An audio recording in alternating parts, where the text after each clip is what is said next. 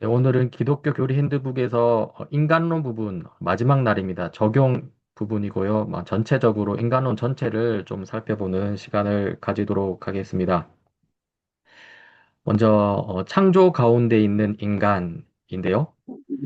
어, 창조 가운데 있는 인간으로서 하나님과의 관계 속에서 의존 관계를 인간은 가집니다. 그래서 하나님께서 창조하심이 중요한데요.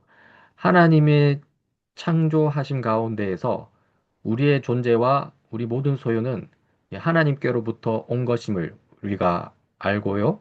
또 심지어 우리의 매 호흡 하나하나까지도 하나님의 선물임을 우리가 알게 되는 것이죠. 그래서 인간은 창조 가운데 하나님께 완전히 의존해 있습니다. 하나님에 의해 창조된 존재이기 때문에 완전히 하나님께 의존해 있고요. 하나님을 떠나서는 살 수 없다는 것이죠.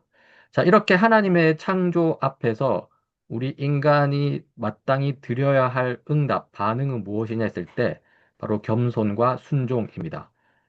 창조주 하나님에 대한 인간의 적절한 응답은 겸손과 순종이다. 그리고 이러한 겸손과 순종은요, 주일 예배 행위 속에서 분명히 드러나죠. 그리고 단순히 주일 예배 행위뿐만 아니라 평일 우리의 일상적인 삶 속에서도 이런 겸손과 순종이 나타나야 합니다. 다음으로 창조 가운데 인간은 긍정의 몇 가지 긍정을 하게 되는데요. 먼저 자기 자신을 긍정하게 됩니다. 그러니까 창조를 보면서 우리가 우리의 정체성을 보게 되는 거죠. 우리의 정체성이 뭐냐면은 하나님의 피조물이라는 것이고요. 그렇게 하나님의 피조물이기 때문에 우리 자신을 긍정할 수 있는 것입니다. 한편 구속까지 바라본다면 우리 자신은 하나님의 자녀와 예수님의 제자로 받아들여질 존재로서 또 자기 자신을 긍정할 수 있는 면이 있죠. 다음으로 자기 자신을 긍정하는데 그중에 우리 몸을 긍정할 수 있습니다. 그래서 우리 몸을 긍정한다는 것의 의미는요, 과로나 몸의 혹사 또는 위생이나 운동을 무시하는 태도 또는 불필요한 신체적 모험 등에 대해서 이것은 하나님이 창조하시고 성령의 전으로 만드신 이 몸의 신성함을 부정하는 행위이기 때문에 금해야 한다 이렇게 보시는 것이죠. 그래서 몸을 소중하게 여기는 것을 볼 수 있고요. 그리고 그 근거는 뭐냐? 몸은 하나님의 창조물이기 때문이다. 이렇게 되는 것입니다. 그리고 몸을 긍정할 뿐만 아니라 또 성을 긍정해야 한다라고 이야기하는데요. 이 성에 대해서 근신과 절제가 항상 필요하긴 하지만 그러나 기본적으로 본질적으로 우리의 성적 본능은 하나님이 주셨기 때문에 언제나 선하다라고 그렇게 이야기할 수 있습니다. 그래서 보통 기독교 역사 가운데에서 이 성을 되게 악한 것으로 치부한 측면이 없지 않아 있는데요. 그러나 성 또한 하나님께서 창조하신 것이기 때문에 본질적으로는 선하다라는 것을 보면서 우리가 긍정해야 한다는 것을 보고요. 그리고 또 긍정해야 될 것은 인간 사회를 긍정함입니다. 특별히 이제 가정 생활을 긍정해야 한다고 하는데요. 비록 하나님 나라에 대한 의무가 더 궁극적이긴 합니다. 하나님 나라가 어떤 삶의 목적, 가장 궁극적인 삶의 목적이지만요. 그러나 성경은 가정 생활의 의무, 자녀와 부부, 배우자를 향한 의무 또한 강조합니다. 그래서 이런 가정 생활의 의무를 무시하는 사람들에 대해서 꾸짖는 것을 볼 수 있는 것이죠. 그래서 가정 생활을 긍정해야 하고요. 이 가정 생활을 긍정해야 하는 성경적 근거는 그 가정 또한 하나님께서 창조하셨기 때문입니다. 그리고 또 사회생활을 긍정해야 합니다. 일터나 대학교, 학교, 공장, 사무실, 지역사회 등에서 책임 의식을 발휘하는 것은 어떻게 말하냐면 심지어 성경적 믿음의 실천적 표현 방식이다라고까지 이야기하는 것이죠. 이 성경적 사회생활은 다양한 문화적 영역, 곧 문학이나 음악 등 여타 예술 장르 또 스포츠 등에서도 이루어져야 한다고 하는데요. 이런 모든 것들이 인간의 타락으로 말미암아서 창조된 게 아니라 그렇죠? 사실 하나님께서 창조하신 것입니다. 본질적으로는 그래서 사회생활 또한 먼저 기본적으로는 긍정해야 한다고 이렇게 볼 수 있습니다. 그래서 그래서 이런 인간 사회를 긍정해야 하는 이 성경적 근거는 이미 살폈듯이 창조입니다. 인간 사회를 구성하는 모든 인간은 하나님의 형상으로 창조되었고요. 그래서 우리가 타락으로 인한 고통이나 부패에 대한 깊은 감수성도 가지지만 그 이전에 창조로 인한 이 따뜻하고 개방적이고 밝은 인간성도 볼 수 있어야 하는 것이고요. 요렇게 볼 수 있는 게 바로 인간 사회를 긍정하는 것, 이렇게 볼 수 있는 것이죠. 그리고 긍정해야 될 것은 자연세계입니다. 이 자연세계 또한 하나님께서 만드신 것이기 때문에 그렇습니다. 그래서 자연을 책임 있게 잘 관리하고 불필요한 환경오염, 이 환경 파괴를 막는 것, 이것은 이제 하나님의 명령인데요. 이 명령에 순종함으로써 자연세계를 긍정하는 것이죠.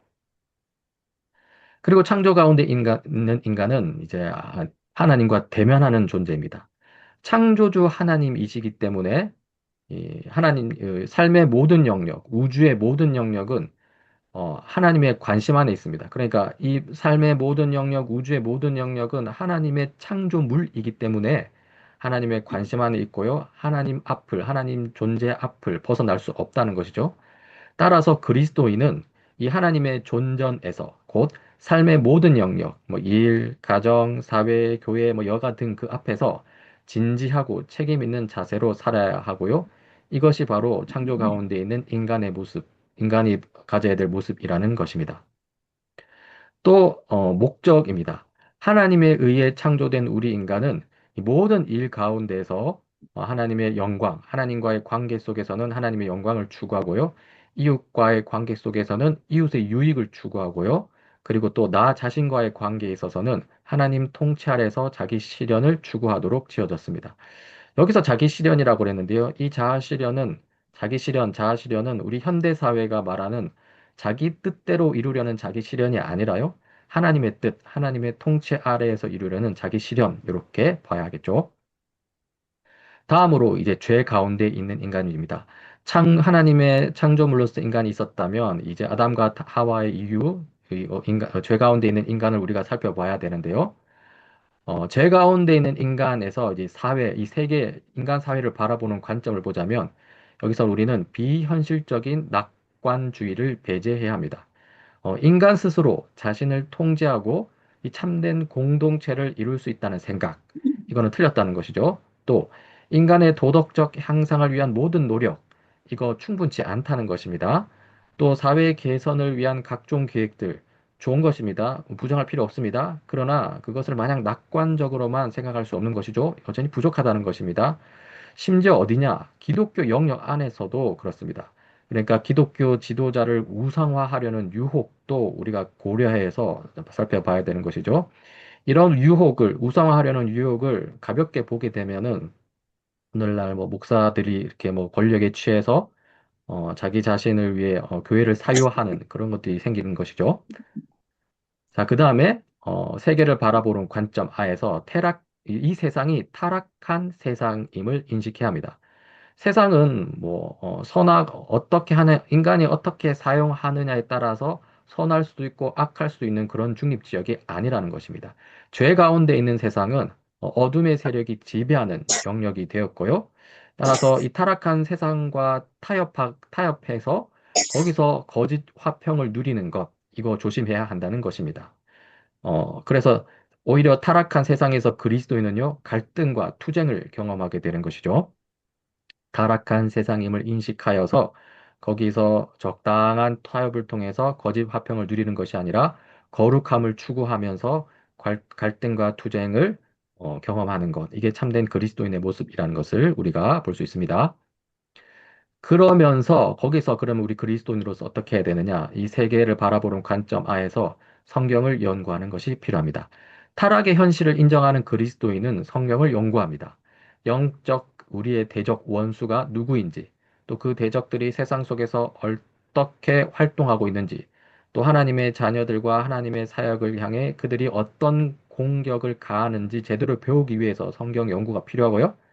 또 영적 전쟁 속에서 하나님의 무기를 우리 그리스도인이 어떻게 사용해야 하는지를 배우기 위해서라도 성경 연구가 필요합니다.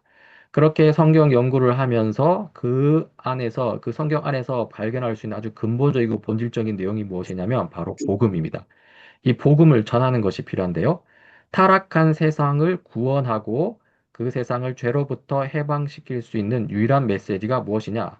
바로 그것이 예수 그리스도의 복음인데 이 복음을 우리가 그리스도인이 가지고 세상에 알려야 한다는 것이죠.